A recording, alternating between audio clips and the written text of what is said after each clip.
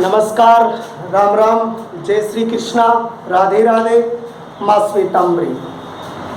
मैं आप सभी को इस वैश्विक महामारी में समस्तता और सुरक्षित रहने की सप्रेम शुद्ध शुभकामनाएं भेंट करता हूँ। प्रिय छात्रों, कल जो हम बातें पढ़ रहे थे वो हमारे दो टॉपिक पूरे हुए थे। एक निर्वाचन आयोग के बारे में हुआ और दूसरा टॉपिक हमारा जो हुआ वो निर्वाचन आयोग के बाद संघ लोक सेवा आयोग के बारे में बात हुई।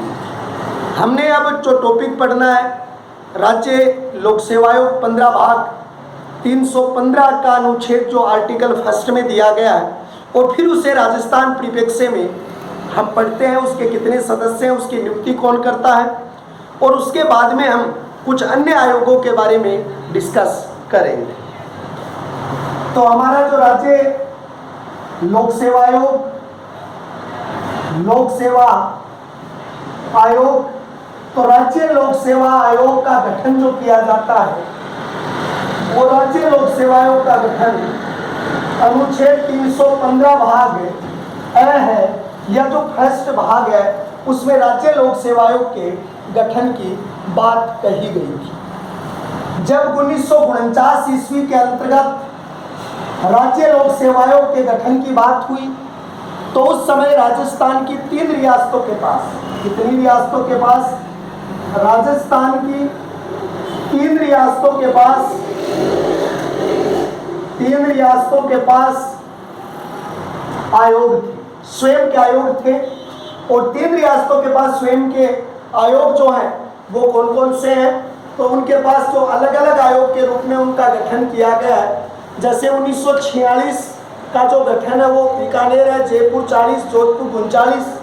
तो सबसे पहले अगर किया जाए तो 1946 में अपनी रियासत का खुद का बनाया था बीकानेर ने, 1940 में अपने खुद का बनाया था जयपुर क्षेत्र में बनाया था, 1949 क्षेत्र में बनाया था वो जोधपुर क्षेत्र में बनाया था। ये राजस्थान की वो श्रेष्ठ 3 रियासतें थी जिन 3 रियासतों ने अपना स्वयं का, यानी कि जो राज्य संघ लोक सेवा आयोग का गठन किया। 16 अगस्त 1949 को एक आदेश जारी कर राजस्थान में जयपुर में राज्य संघ लोक सेवा आयोग का गठन किया गया। तो कितनी तारीख है? 14 अगस्त 1949 को एक आदेश जारी कर संपूर्ण राजस्थान का एक राज्य लोक सेवा आयोग बनाया था और उसका मुख्यालय कहाँ रखा गया था? जयपुर में उसका मुख्यालय स्थापित किया गया था, उनके द्वारा जारी ये संपूर्ण रूप से। वर्तमान समय में हमारे राज्य लोक सेवा आयोग का कार्यालय जो कहाँ पर है? तो इसका कार्यालय जो है वो अजमेर के अंतर्गत स्थापित है। इसके सदस्य संख्या पिछली बार आरपीएससी में पूछी थी, 7 अन्य है प्लस 1 मुख्य है। कुल पूछे तो आप कितने लिखोगे? 8 लिखोगे। संघ लोक सेवा आयोग के अध्यक्ष की नियुक्ति किसके द्वारा की जाती है? तो आप लिखेंगे राष्ट्रपति द्वारा। त्यागपत्र किसको दिया जाता है? राष्ट्रपति को सौंपा जाता है। लेकिन ये राज्य का, इसलिए इनकी नियुक्ति राष्ट्रपति के एक प्रतिवेदक के रूप में, एक उस राष्ट्रपति के प्रतिनिधि के रूप में उस राज्य का राज्यपाल करता है। कौन करता है? उस राज्य का राज्यपाल जो है वो उस राज्य का राज्यपाल उसकी क्या करता है? नियुक्ति करता है, या उसके द्वारा उनकी नियुक्ति की जाती है। दूसरी बात है वो एक प्रतिनिधि के रूप में उसकी नियुक्ति करता है। तो राज्य विशेष के अंतर्गत प्रतिनिधि के रूप में नियुक्ति भी राज्यपाल करेगा, त्यागपत्र भी राज्यपाल को दिया जाएगा। उसके अलावा उसका कार्यकाल कितना होता है? 65 वर्ष तक उसकी कार्यकाल की जगह 62 वर्ष है, और 6 वर्ष तक वो अपने पद पर बने हुए रह सकता है। तो यहाँ पर 2 चीजें आपकी आई कि आपने कल वाले बिंदु को आगे बढ़ा था राज्य लोक सेवा आयोग, उसका भारतीय संविधान में अनुच्छेद 315 भाग ए में उल्लेख है। 49 के अंतर्गत राजस्थान में 3 रियासतों द्वारा अपने स्वयं के यहाँ पर राज्य लोक सेवा आयोग का गठन किया। 1946 ईस्वी के अंतर्गत बीकानेर ने, 1940 ने जयपुर ने, 1949 ईस्वी में जोधपुर ने, लेकिन 16 अगस्त 1949 को एक आदेश जारी कर संपूर्ण राजस्थान के लिए एक ही राज्य लोक सेवा आयोग रखा गया था। इसका वर्तमान कार्यालय सत्यवाराव कमेटी की सिफारिश पर अजमेर में है, जो यानी अजमेर में भी जो क्षेत्र है वो कौन सा क्षेत्र है, घुंगरा घाटी है, और ये अरावली पर्वत श्रृंखला की एक चोटी मानी जाती है। 8 इसके प्रमुख सदस्य हैं। जब संघ लोक सेवा आयोग की नियुक्ति राष्ट्रपति तैयार करते, लेकिन राष्ट्रपति के प्रतिनिधि के रूप में राज्य में काम कौन करता है, राज्यपाल। तो वहां नियुक्ति इस्तीफा राज्यपाल को दिया जाता है, और उसका कार्यकाल कितना होता है, 62 वर्ष और 6 वर्ष होता है। राज्य के अधीन जितनी भी प्रतियोगी परीक्षाएं हैं, उस प्रतियोगी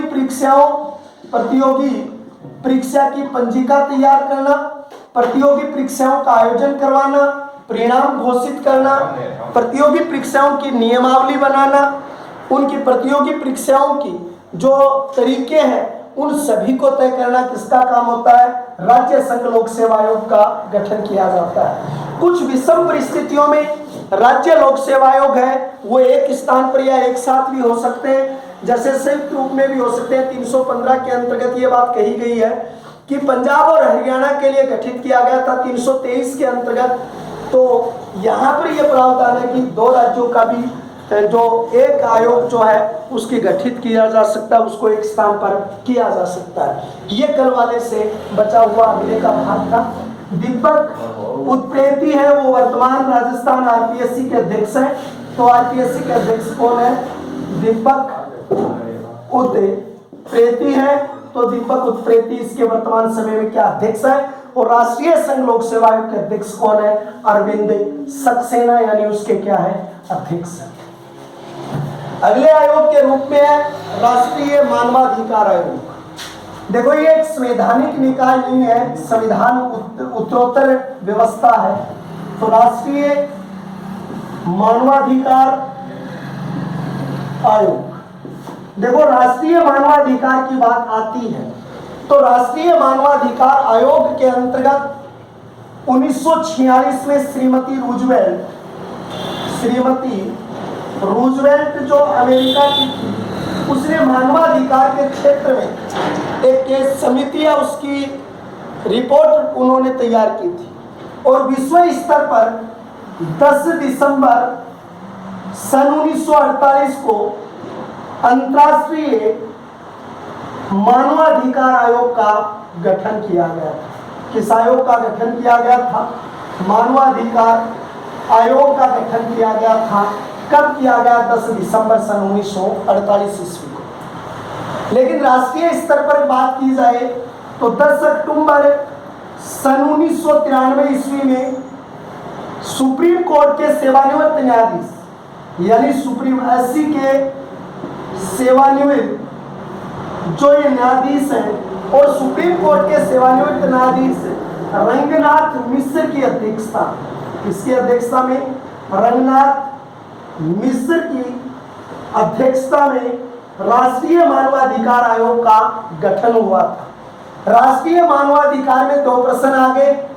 एक प्रश्न ये पूछा जाता है आपसे कंपटीशन में कि अंतर्राष्ट्रीय मानवाधिकार आयोग के अध्यक्ष को, जो मानवाधिकार आयोग है वो दिवस कब आता है, तो वो आता है 10 दिसंबर को। और यहाँ पर एक प्रश्न पूछा जाता है राष्ट्रीय मानवाधिकार दिवस कब आता है, तो मानवाधिकार दिवस जो आता है वो कितनी तारीख को आता है, वो आता है 10 अक्टूबर को। रंगनाथ मिश्र की अध्यक्षता में सुप्रीम कोर्ट के सेवानिवृत्त न्यायाधीश थे, उनकी अध्यक्षता के अंतर्गत इस राष्ट्रीय मानवाधिकार आयोग का क्या हुआ था, गठन हुआ था। देखो राष्ट्रीय मानवाधिकार आयोग जो है इसमें कितने सदस्य होंगे, इसका कार्यकाल कितना होगा। तो अगर कार्यकाल की बात की जाए तो कार्यकाल इसका होगा 5 वर्ष, लेकिन अधिकतम उम्र कितनी होगी, 70 वर्ष। यही एक ऐसा विभाग है जिसकी अधिकतम उम्र 70 वर्ष लगाई गई है। दूसरी बात देखिए, कार्यकाल उनका कितना होगा, 5 वर्ष होगा, अधिकतम उम्र कितनी होगी, 70 साल होगी। अगर इनके सदस्यों की बात की जाए तो राष्ट्रीय मानवाधिकार आयोग के अंतर्गत 4 पूर्णकालीन और 4 अंशकालीन सदस्य होंगे। 4 पूर्णकालीन और 4 अंशकालीन सदस्य होंगे। कितने सदस्य होंगे? 4 पूर्णकालीन होंगे और 4 अंशकालीन सदस्य होंगे। ये 4 सदस्य अंशकालीन और पूर्णकालीन होंगे। राष्ट्रीय मानवाधिकार आयोग के गठन की सिफारिश के लिए एक निश्चित आयोग का गठन किया गया है। पहली बात तो यह कि इसका जो अध्यक्ष होगा वो सुप्रीम कोर्ट का रिटायर्ड न्यायाधीश होगा। यानी पहली बात तो इसके अध्यक्ष की बात की जाए, क्योंकि इसके सदस्यों में एक अध्यक्ष है, 4 पूर्णकालीन है, 4 अंशकालीन सदस्य हैं अध्यक्ष के साथ हैं। तो उसके अंतर्गत क्या होता है वो पहले देखिए। अध्यक्ष होता है वो सुप्रीम कोर्ट का सेवानिवृत्त न्यायाधीश होता है। सुप्रीम कोर्ट का सेवानिवृत्त जो न्यायाधीश होता है वो न्यायाधीश इसका होता है जो अध्यक्ष होता है। दूसरे नंबर पर क्या होता है? सुप्रीम कोर्ट का सेवानिवृत्त न्यायाधीश होता है, वो उसका सदस्य होता है।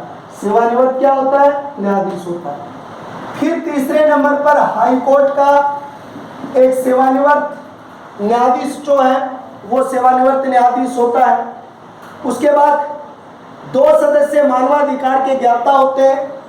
चौथे नंबर पर 2 सदस्य मानवाधिकार के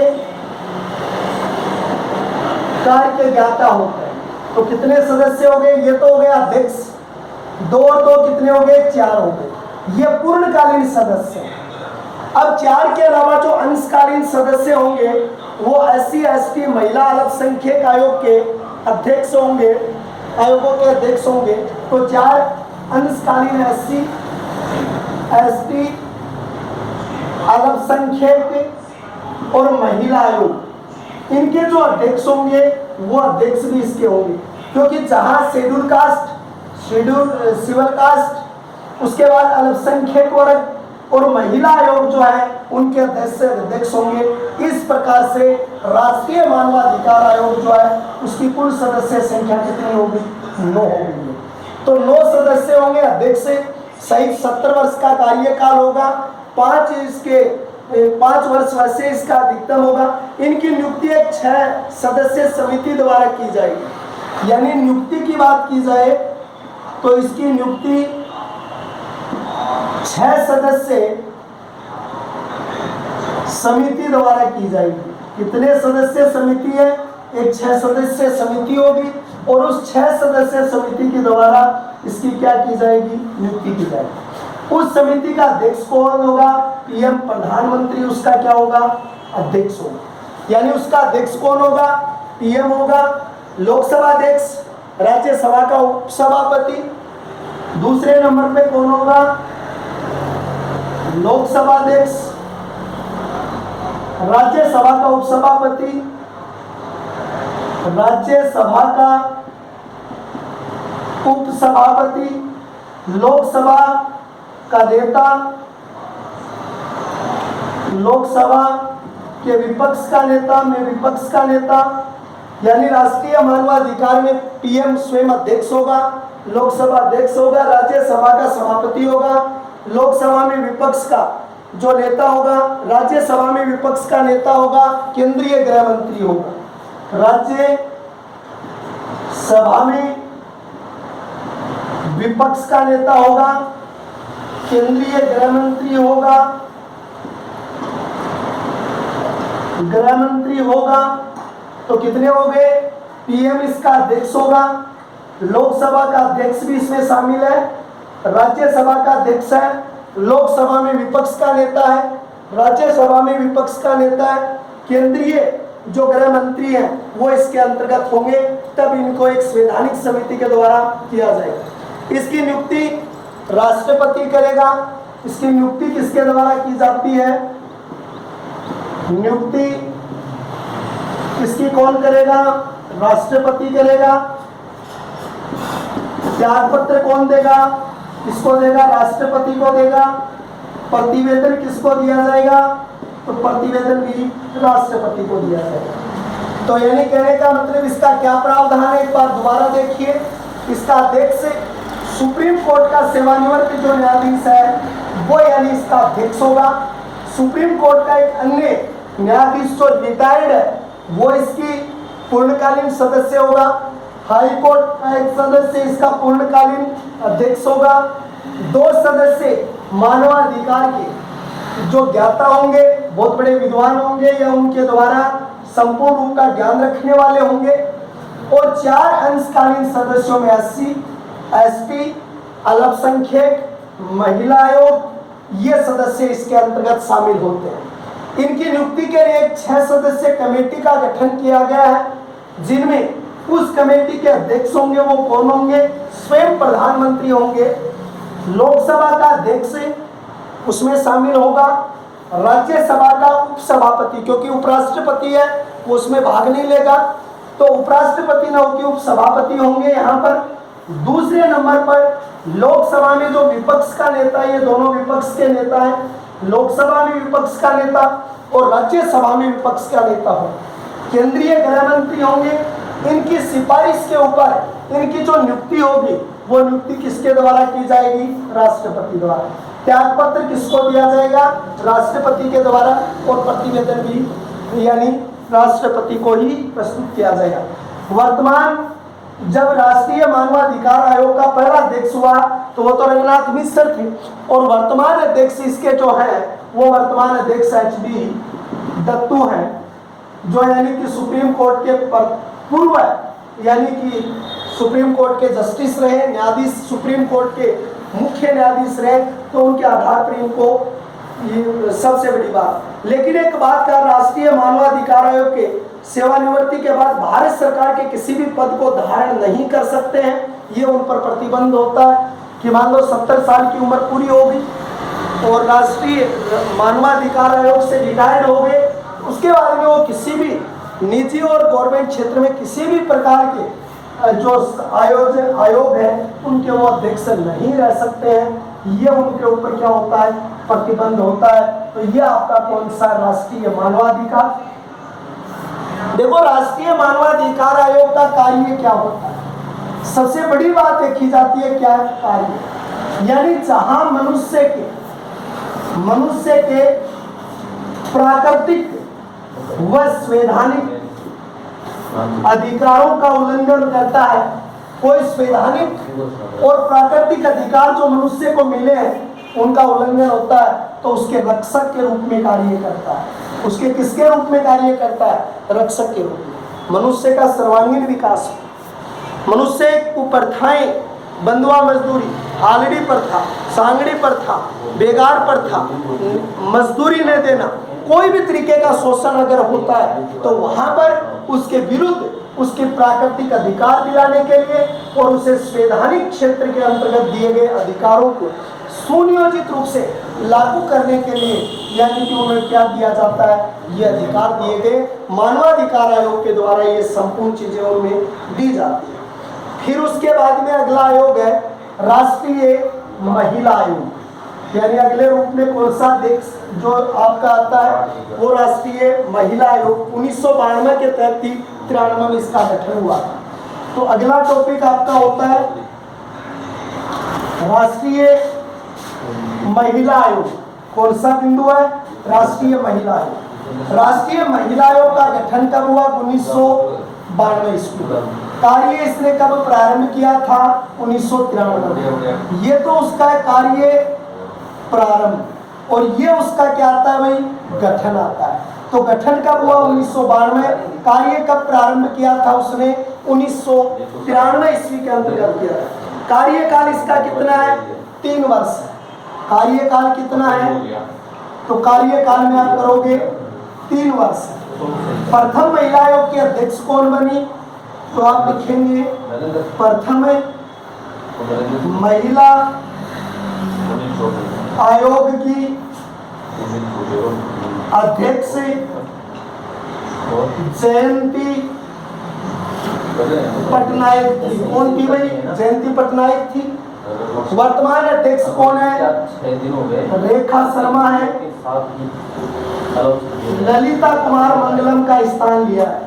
ललिता कुमार मंगलम जो है उनका इन्होंने क्या लिया है? स्थान लिया है। तो रेखा शर्मा वर्तमान समय में राष्ट्रीय महिला आयोग के अध्यक्ष हैं। राजस्थान की ओर से 2 बार गिरिजा व्यास राष्ट्रीय महिला आयोग की अध्यक्ष रह चुकी है। गिरिजा व्यास 2 बार राष्ट्रीय महिला आयोग की अध्यक्ष रह चुकी, महिला आयोग की अध्यक्ष रह चुकी है। उसके बाद ममता शर्मा भी राजस्थान से हैं जो राष्ट्रीय महिला आयोग की अध्यक्ष रह चुकी है। तो आपने राष्ट्रीय महिला आयोग का गठन कब हुआ? 1992। कार्यवर्ष इसका कौन सा रहा? 1993। कार्यकाल कितने वर्ष होता है महिला आयोग का? 3 वर्ष। प्रथम महिला आयोग के अध्यक्ष बनी थी जयंती पटनायक बनी थी। अभी हाल ही में हट गई है ललिता कुमार मंगलम, सितंबर महीना 2019, और उसकी जगह कार्यकाल लिया वो किसने लिया है? रेखा शर्मा। राजस्थान की ओर से श्रीमती गिरिजा व्यास है, वो 2 बार राष्ट्रीय महिला आयोग की क्या रह चुकी है? अध्यक्ष रह चुकी हैं। और ममता शर्मा भी है, वो भी राजस्थान से है जो यानी इसके अध्यक्ष रह चुके हैं। आलोक रावत जो है वो एकमात्र ऐसे पुरुष हैं जो महिला आयोग के अध्यक्ष रहे। तो 25/10/2015 में आलोक रावत एकमात्र पुरुष महिला आयोग के अध्यक्ष रहे हैं। आपसे प्रश्न पूछा जाता है, अक्सर राष्ट्रीय महिला आयोग की अध्यक्ष होती है वो एक महिला होती है, राज्य महिला आयोग की अध्यक्ष महिला होती है। लेकिन 25 अक्टूबर 2015 को आलोक रावत एक ऐसे पदाधिकारी हैं जिनको इस महिला आयोग के अध्यक्ष बनने का गौरव प्राप्त हुआ है। ये भी आपसे पूछा जा सकता है।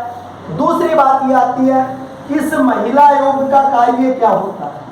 देखो, राष्ट्रीय स्तर से लेकर किसी भी स्तर पर महिलाओं के यौन उत्पीड़न, मानसिक उत्पीड़न, शारीरिक उत्पीड़न, या आप ये कह सकते हो जहां पर एक औरत के साथ घरेलू हिंसा हो, जहां पर एक औरत के नैसर्गिक अधिकारों का उल्लंघन हो, जहां वैचारिक और पारंपरिक रूप से उसके अधिकारों का उल्लंघन किया जाता है, वह उस अधिकारों की रक्षक के रूप में राष्ट्रीय महिला आयोग क्या करता है? कार्य करता है। तो कितने रूप हो गए? घरेलू हिंसा की बात आप करेंगे, पारिवारिक क्षेत्र पर उसे समान अधिकार न मिलने पर आप बात करेंगे, महिला के यौन उत्पीड़न की बात करेंगे आप, उसके बाद मानसिक उत्पीड़न की बात कहेंगे आप, उसे सामाजिक तौर पर बराबरी के अधिकार न मिलने की बात कहेंगे। एक महिला के साथ जहां गलत व्यवहार होता है वहां पर राष्ट्रीय महिला आयोग का गठन किया जाता है। 2000 ईस्वी के अंतर्गत राज्य महिला आयोग का गठन भी किया गया था। और वर्तमान समय में राजस्थान राज्य महिला आयोग की जो अध्यक्ष है वो कौन है? सुमन शर्मा है। यानी सुमन शर्मा 2002 ईस्वी में किया गया था। और प्रत्येक राज्यों में भी महिला आयोग के गठन का परामर्श किया गया है। उस महिला आयोग के गठन की बात जो है वो उसके अंतर्गत कही गई थी। दूसरी बात यह आती है 1997 में संसद ने महिला सशक्तिकरण के नाम पर 1997 ईस्वी बहुत ही मोस्ट इंपोर्टेंट पर्सन है कि भारतीय संसद के द्वारा महिला सशक्तिकरण की में प्रथम समिति का गठन कब हुआ? तो 1997 ईस्वी में भारतीय संसद द्वारा 1997 ईस्वी में भारतीय संसद द्वारा महिला सशक्तिकरण किसमें आएगा भाई? महिला सशक्तिकरण में। तो महिला सशक्तिकरण में 30 सदस्य कमेटी का गठन किया गया था। 30 सदस्य कमेटी का गठन किया गया था और ये महिलाओं के विकास के लिए काम किया जाएगा। महिलाओं को आगे लाने के लिए, उन्हें अच्छे अधिकार देने के लिए प्रयासरत जो व्यवस्थाएं होंगी ये उसके अंतर्गत क्या था? दिया गया था। उसके बाद में ओबीसी अन्य पिछड़ा वर्ग आयोग की बात करते हैं, उसके बाद एससी आयोग की बात करते हैं, एसटी आयोग की बात करते हैं। तो पहले ओबीसी देखिए, अन्य पिछड़ा वर्ग आयोग का गठन कब हुआ, कैसे हुआ? अन्य पिछड़ा आयोग का गठन देखो 4-5 क्वेश्चन मैं आपको बताए हुए बता दूं। पहली बार 1954 ईस्वी में 1953 ईस्वी में काका कालेलकर साहब की अध्यक्षता में अन्य पिछड़ा आयोग का गठन हुआ। रिपोर्ट आई, कोई निर्णय नहीं निकला। 1977 में दूसरी बार बुंदेश्वरी प्रसाद मंडल की अध्यक्षता में यह आयोग दोबारा गठित हुआ मोरारजी देसाई सरकार में। 80 में रिपोर्ट आई, कोई निर्णय नहीं हुआ। और इसकी रिपोर्ट को पहली बार वीपी सिंह सरकार ने 1989 ईस्वी के अंतर्गत अन्य पिछड़ा वर्ग जो था, उस अन्य पिछड़ा वर्ग को एक संवैधानिक मान्यता के प्रावधान की जो बात थी, वो संवैधानिक मान्यता के प्रावधान की ये बात कही थी। लेकिन अगर कहा जाए तो भारतीय संविधान के आर्टिकल 340 यानी अनुच्छेद कितना है, 340 के अंतर्गत अन्य पिछड़ा आयोग के गठन की बात कही गई है। लेकिन जब वीपी सिंह सरकार ने 27% आरक्षण दिया गया था अन्य पिछड़ा वर्ग को, तो उसके बाद इसके गठन की मांग थी वो जोरों पर उठी या आगे बढ़ी, और जिस पर 14 अगस्त 1999 ईस्वी के अंतर्गत एक संवैधानिक आयोग का अध्यक्ष हुआ। कब हुआ भाई? 14 अगस्त 1999 को संवैधानिक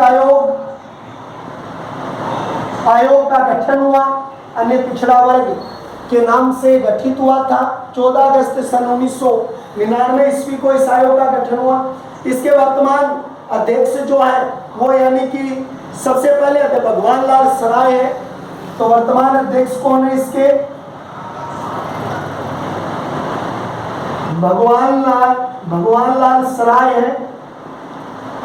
ये इसके वर्तमान समय में ओबीसी के क्या है?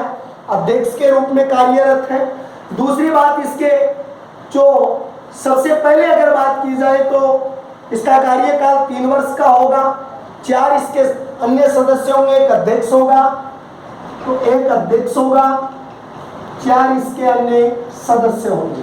ये अन्य पिछड़ा वर्ग आयोग से संबंधित जो बातें हैं उनको यानी आगे बढ़ाएगा, उनको विकसित करने का प्रयास इसके द्वारा किया जाएगा। दूसरी बात है, अध्यक्ष सर्वोच्च या उच्च न्यायालय का न्यायाधीश होता है जो पहले रिटायर्ड हो जाता है। तो आप कहेंगे पिछड़ा आयोग, 4 लाइनें इसमें लिखेंगे। पहले काका कालेलकर 1953 की बात, बुंदेश्वरी लाल मंडल 1977 to 1980, वीपी सिंह सरकार द्वारा मान्यता दी गई थी 27% के साथ। और फिर उसके बाद में अनुच्छेद 340 में 14 अगस्त 1999 में अटल बिहारी वाजपेयी जिस समय देश के प्रधानमंत्री हुआ करते थे, उस समय इसकी स्थापना की गई थी। भगवान लाल सराय जो वर्तमान समय में ओबीसी के अध्यक्ष पद के रूप में क्या है? कार्यरत है। उसके बाद देखिए अगला आयोग आपका है एससी व एसटी आयोग। अगले आयोग के रूप में आपका कौन सा आता है? तो एससी और एसटी आयोग। पहले नंबर पर एससी शेड्यूल कास्ट, और जो आपके एसटी और एससी 2 आती है आपके सिविल कास्ट और शेड्यूल कास्ट आयोग का गठन।